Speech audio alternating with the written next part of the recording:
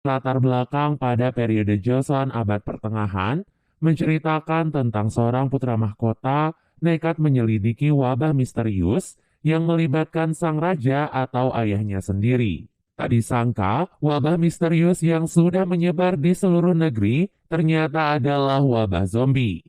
Lantas, apakah sang putra mahkota akan berhasil menemukan cara untuk menghentikan wabah tersebut? Series ini dimulai dengan diperlihatkan seorang tabib bernama Tabib Lee dan juga muridnya yang bernama Dan I.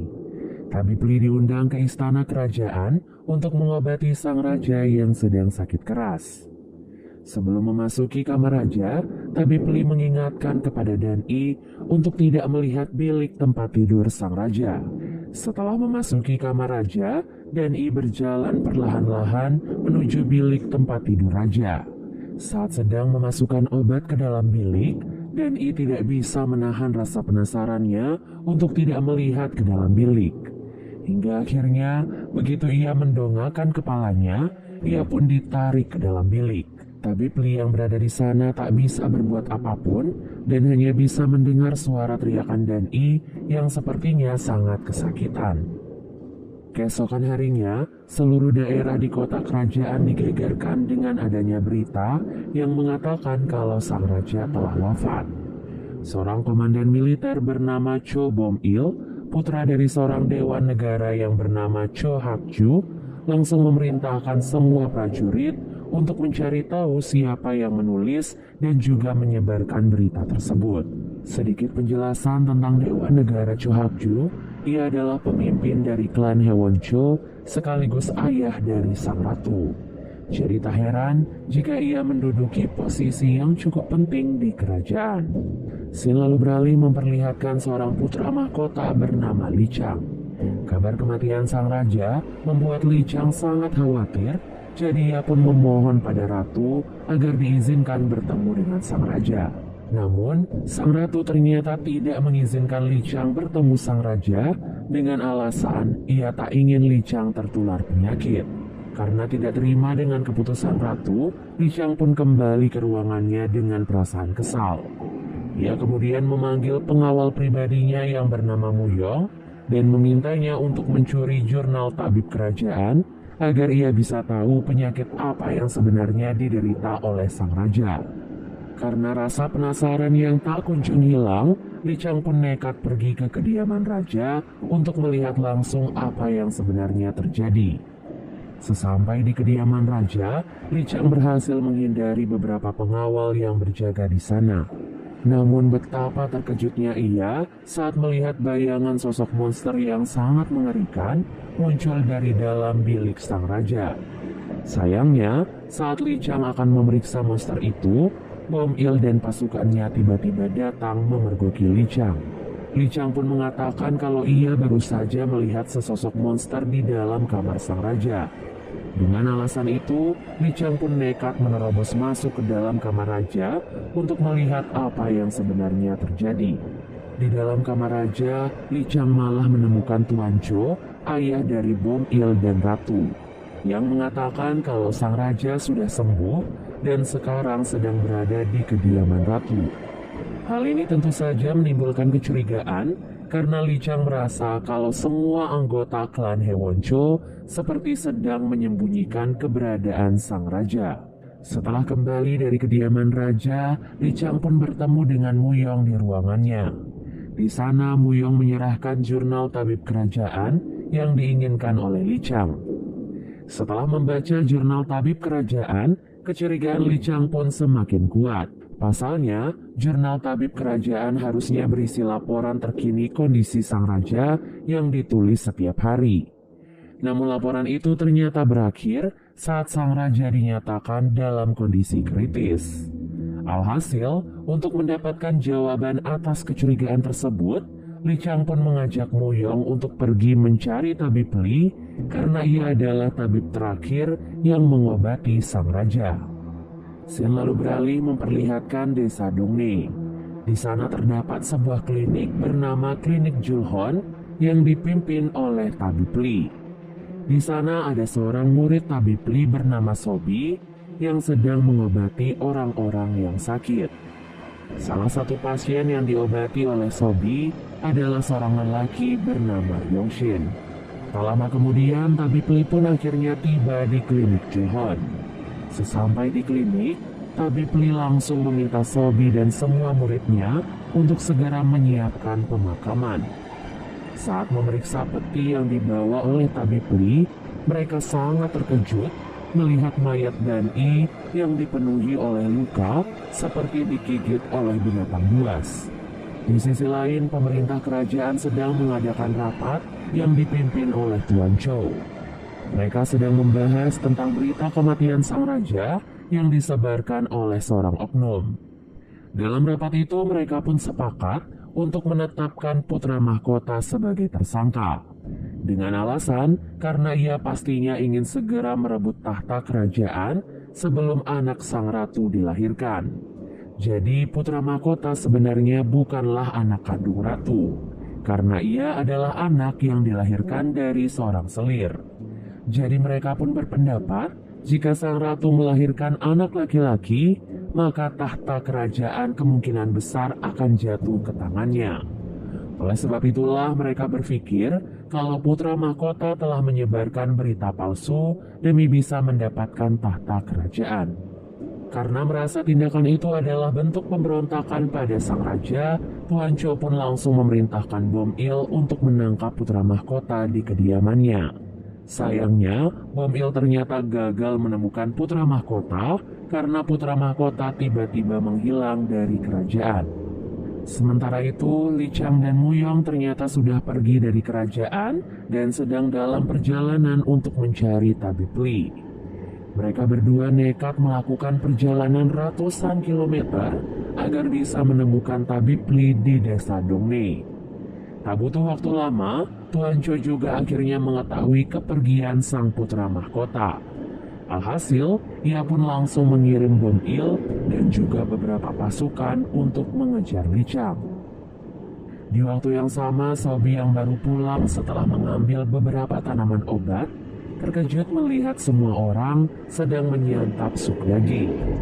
Hal ini tentunya sangat jarang terjadi, mengingat desa Dongne adalah salah satu desa termiskin di kerajaan Joseon. Kemudian Sobi pun berjalan ke arah dapur dan menemukan Yongshin. Yongshin pun mengatakan kalau ia sudah pergi berburu rusa dan memasaknya untuk semua orang. Sobi yang juga merasa lapar mengambil semangkuk sup untuk dimakan. Namun ia sangat terkejut ketika melihat sepotong jari manusia di dalam sup tersebut. Tak disangka daging yang saat ini disantap dengan lahap oleh semua orang ternyata adalah daging dari tubuh Dan'i. Sobi yang mengetahui hal itu pun langsung marah pada Yongshin. Ia tak menyangka Yongshin akan tega memotong tubuh Dan'i dan memasaknya. Di tengah perdebatan antara Yongshin dan Sobi, semua orang yang memakan sup daging itu tiba-tiba bersikap sangat aneh.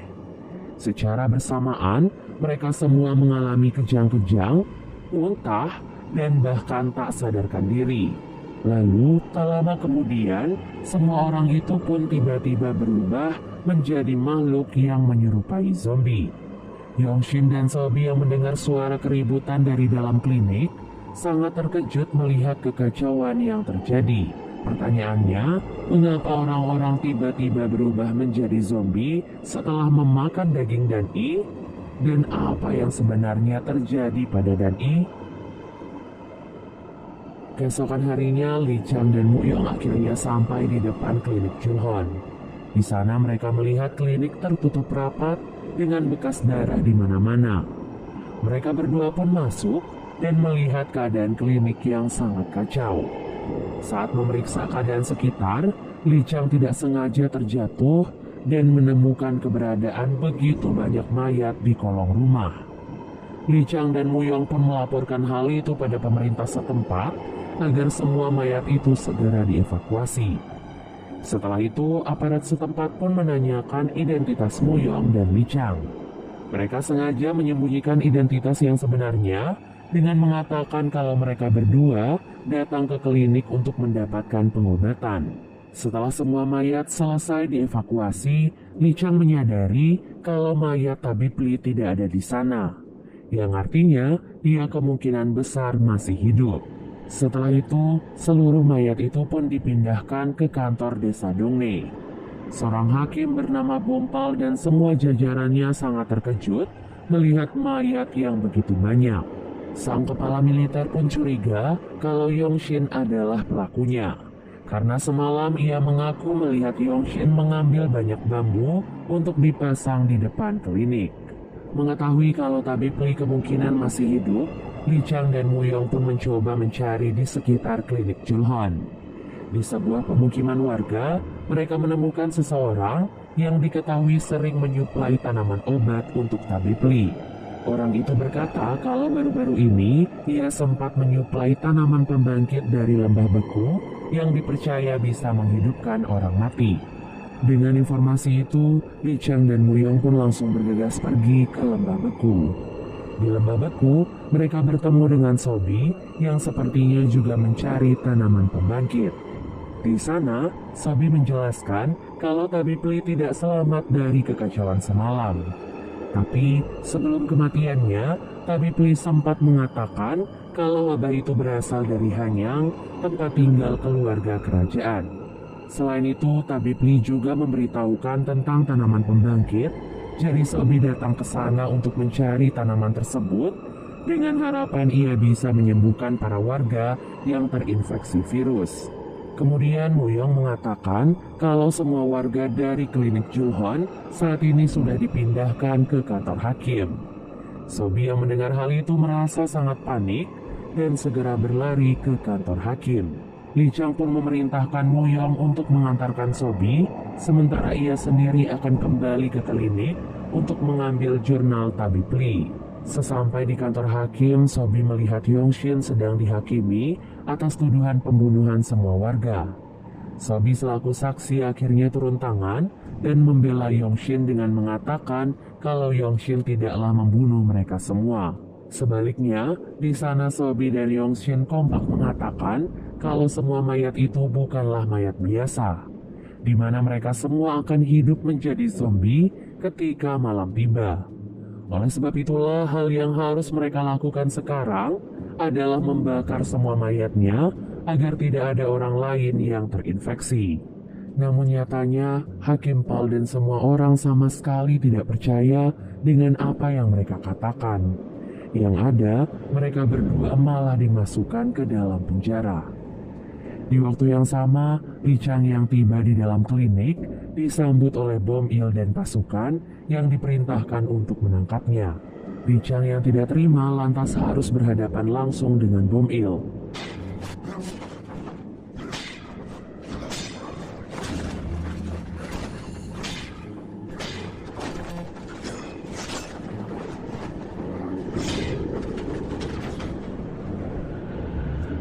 Di tengah perkelahian itu, perhatian mereka tiba-tiba teralihkan pada sebuah peti yang tiba-tiba bergerak. Dua pasukan Bom Il pun diperintahkan untuk memeriksa peti tersebut. Tak disangka, peti itu ternyata berisi zombie tabib Lee yang langsung menggigit kedua pasukan Bom Il. Bom Il yang tidak tahu apapun juga akhirnya berakhir menjadi zombie. Ia pun mengejar Lee Chang hingga Lee Chang terpaksa memenggal kepalanya. Jadi dapat disimpulkan untuk membunuh zombie itu mereka harus menargetkan kepala si zombie. Semua kejadian ini ternyata berawal dari sang raja. Saat itu Tuan Cho sengaja mengundang tabib Lee ke istana kerajaan untuk menghidupkan sang raja yang sudah tewas. Tuan Cho berusaha menyembunyikan fakta tentang kematian sang raja sampai nanti sang ratu melahirkan. Karena jika sang raja meninggal saat ini, maka tahtanya akan otomatis jatuh ke putra mahkota, yaitu Lee Chang. Dan Tuan Cho tidak menginginkan hal itu terjadi. Oleh sebab itu, ia pun menyuruh tabib Lee untuk menghidupkan sang raja dengan menggunakan tanaman pembangkit. Namun, hal itu ternyata malah membuat sang raja berubah menjadi zombie. Jadi tak heran, para warga di Dongne juga berakhir menjadi zombie setelah memakan daging Dan I yang sebelumnya digigit oleh sang raja.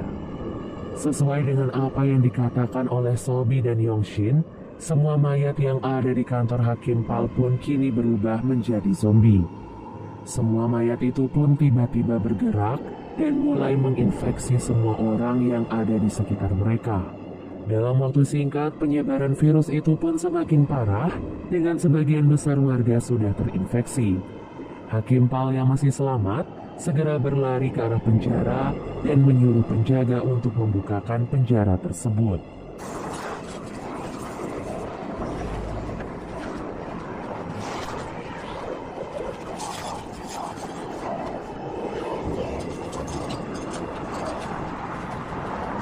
Beruntung Hakim Pal pun berhasil masuk ke dalam penjara zombie, sementara semua penjaga akhirnya menjadi korban karena para zombie datang menyerang mereka.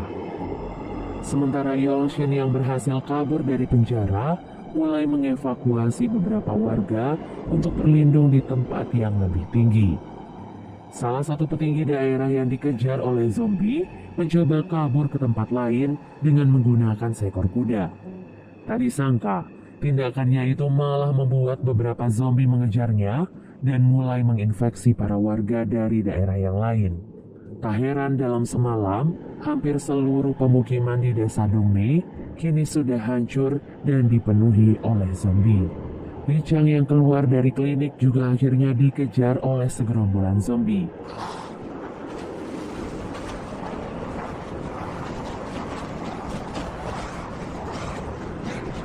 Beruntung, Wuyong datang di saat yang tepat dan langsung menyelamatkan Li Chang. Mereka berdua pun bergabung dengan para warga yang masih selamat menuju ke barak perlindungan. Tak disangka, barak itu ternyata ditutup rapat oleh para petinggi pemerintahan, meninggalkan para warga yang nyawanya terancam. Bahkan, para warga yang nekat memanjat barak tersebut juga langsung dibunuh oleh para pemerintah. Alhasil, Wuyong, Li Chang, dan para warga pun terpaksa kabur ke tempat lain karena segerombolan zombie sudah semakin mendekat. Beruntung Li Chang dan Wuyong berhasil kabur dengan cara melompat ke arah danau karena zombie-zombie itu takut pada air. Keesokan harinya begitu matahari mulai naik, para zombie segera kabur dan berlindung ke tempat-tempat tertutup. Mereka semua akan berlindung dan tertidur. Setelah kekacauan itu, semua warga yang masih selamat pun berkumpul di kantor hakim. Yongshin mengatakan agar mereka segera mengumpulkan semua mayat dan membakar atau memenggal kepala mereka sebelum nantinya malam tiba. Namun usulan itu justru ditolak oleh para bangsawan karena di antara semua mayat terdapat beberapa anggota keluarga mereka. Di tengah perdebatan itu, Li Chang dan Wuyong pun tiba di sana dan langsung menghajar si penasihat hakim. Ia marah besar karena apa yang sudah dilakukan oleh penasihat hakim di barak keamanan. Li Chang lalu melemparkan tanda pengenalnya yang membuat semua orang langsung tunduk. Mulai saat itu, Li Chang pun memimpin semuanya untuk menyelamatkan para warga sebelum malam tiba. Li Chang meminta semuanya mengumpulkan semua mayat agar bisa segera dibakar. Kemudian, ia juga meminta mereka untuk menyiapkan kapal yang cukup untuk memindahkan semua warga ke daerah seberang. Tak disangka, semua kapal ternyata rusak akibat kekacauan semalam dan hanya menyisakan satu kapal saja. Jadi si penasihat hakim pun berniat menggunakan kapal itu hanya untuk para bangsawan dan pemerintah saja, sementara rakyat biasa akan ditinggalkan begitu saja. Di sisi lain, Wuyong datang melaporkan kalau ada mata-mata Tuan Cho yang sudah mengambil kepala bom Il. Hal itu tentu saja membuat Wuyong khawatir kalau Tuan Cho akan mengirimkan pasukan yang lebih banyak untuk membunuh Li Chang. Mengetahui hal itu, Li Chang tidaklah gentar. Ia mengatakan dengan bukti jurnal tabib Li, ia bertekad akan membongkar semua kejahatan Tuan Cho. Namun, ia membutuhkan bantuan dari seseorang yang bernama Tuan Anjon dari kota Sangju. Tanpa sepengetahuan putra mahkota, si penasihat hakim membawa semua bangsawan dan pemerintah untuk pergi ke daerah seberang meninggalkan rakyat biasa. Hakim Pal sebenarnya merasa kalau apa yang mereka lakukan adalah kesalahan besar.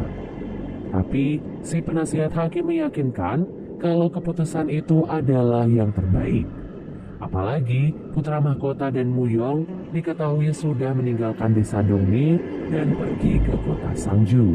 Tak lama kemudian, putra mahkota dan Muyong pun tiba di dermaga. Ia tak menyangka para pejabat pemerintahan akan tega menelantarkan rakyatnya dan malah pergi menyelamatkan diri. Namun untuk saat ini, mereka harus segera pergi menyelamatkan diri sebelum nantinya malam tiba. Alhasil, Sobi pun mengusulkan agar mereka semua bersembunyi di klinik Julhon. Li Chang dan semua orang pun diminta segera berlari ke klinik, sementara orang-orang tua akan dibawa dengan menggunakan kereta kuda. Di tengah perjalanan menuju ke klinik, para warga sangat terkejut melihat banyaknya zombie di sekitar mereka. Jadi mereka pun mempercepat langkah agar bisa masuk ke dalam klinik sebelum zombie-zombie itu akhirnya terbangun.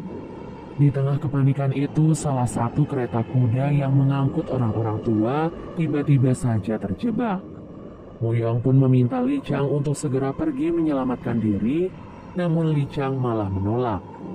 Yongshin yang kembali juga membantu mereka untuk mendorong kereta tersebut.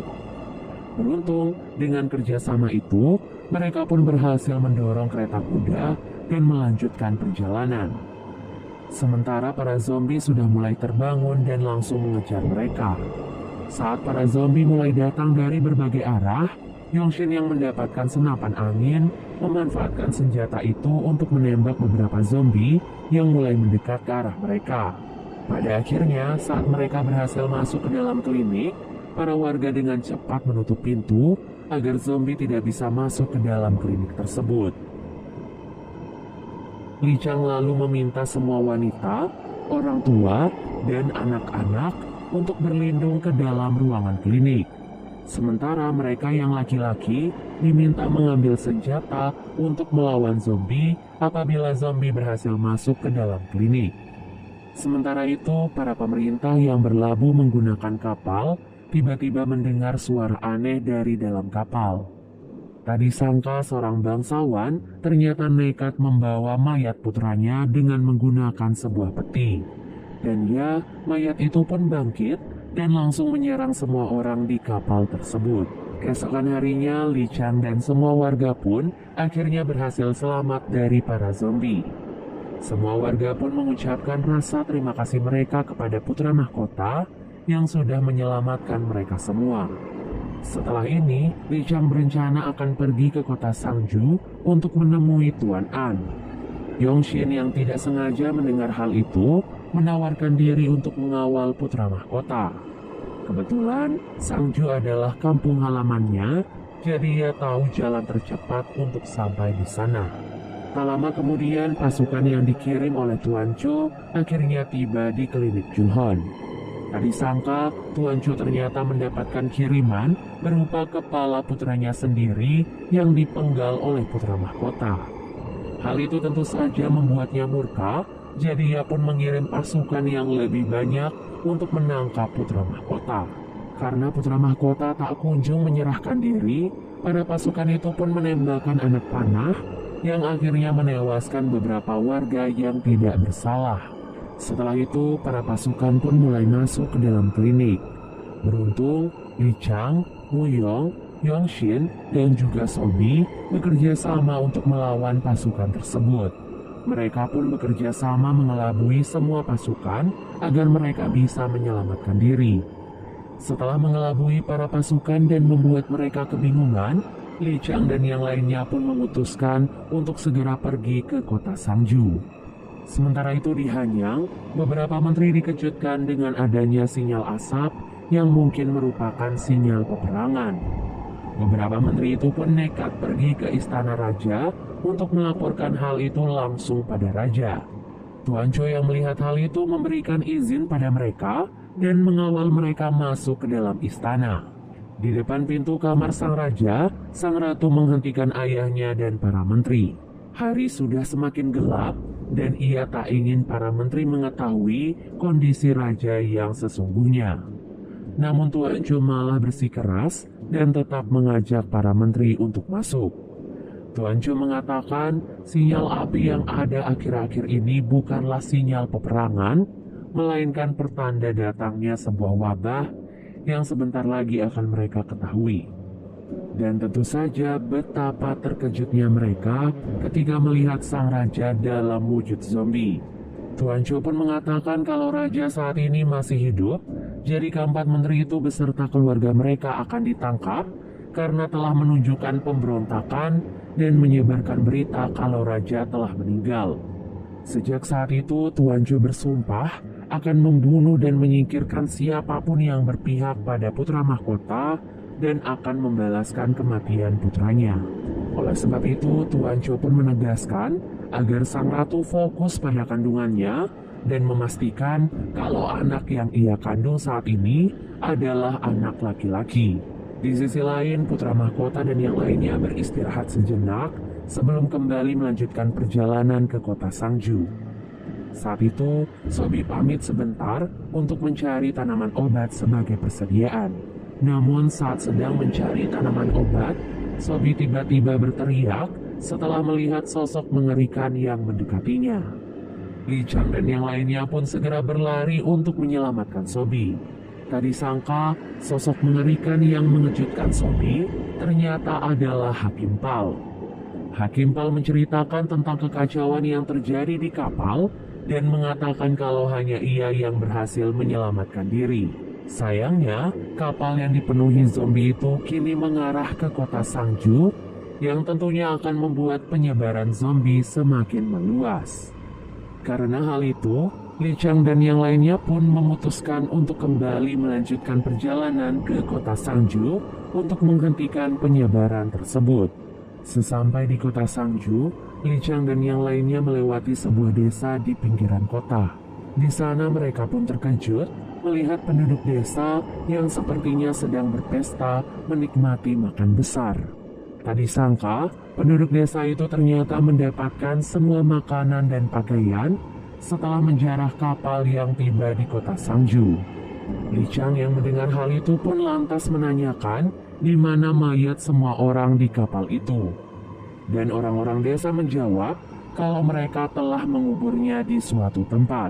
Li Chang lalu meminta para warga untuk segera mengantarkan mereka ke tempat tersebut sebelum sesuatu yang buruk terjadi. Tiba di lokasi penguburan, matahari pun mulai terbenam dan membuat semua mayat mulai bangkit dari kubur.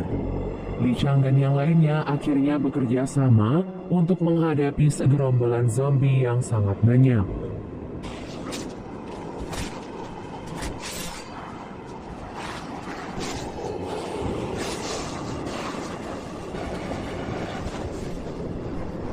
Tadi sangka, di tengah situasi yang terdesak, Li Chang dan yang lainnya mendapatkan bantuan dari seseorang yang sangat familiar. Siapa lagi kalau bukan Tuan An Hyun, guru putra mahkota sejak kecil. Di mana sejak kecil, Tuan An lah yang selalu berada di samping putra mahkota saat seluruh anggota kerajaan tidak menerima kehadirannya. Setelah itu, Li Chang dan rombongannya pun dibawa ke kantor pemerintahan kota Sangju.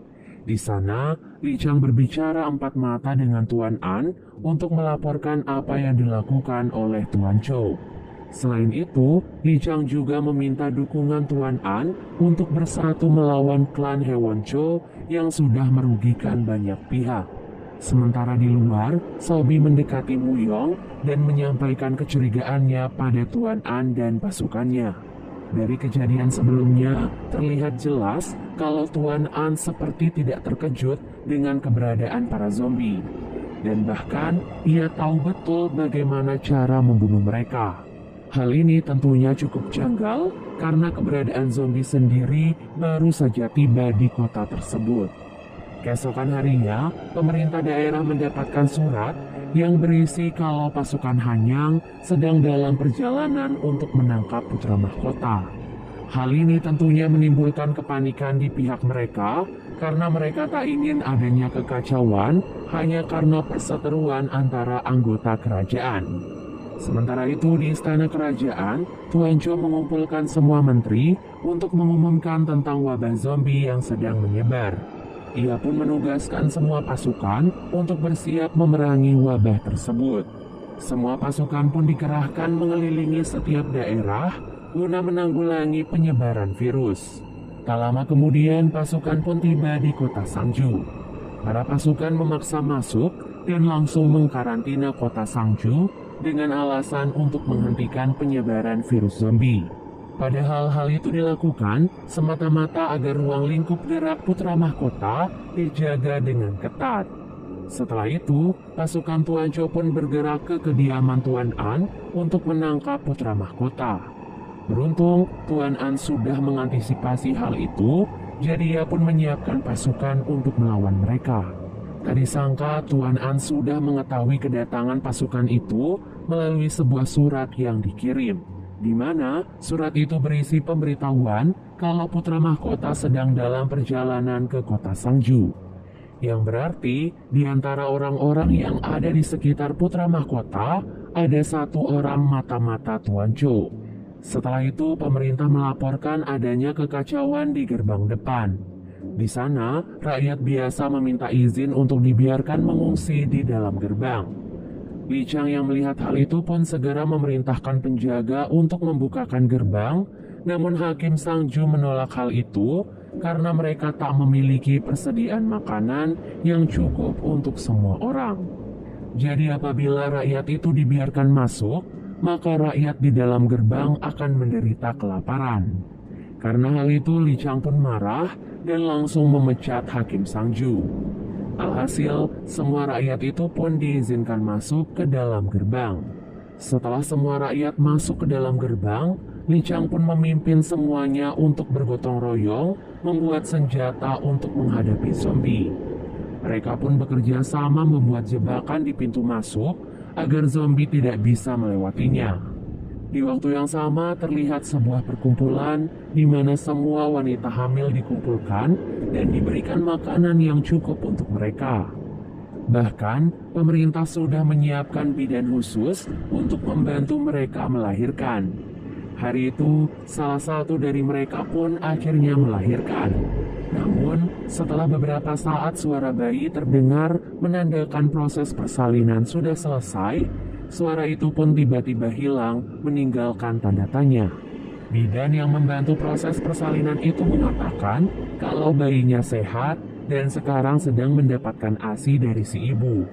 Namun kenyataannya sedikit berbeda karena di ruangan persalinan terlihat seseorang yang sedang membersihkan darah yang tercecer di beberapa tempat.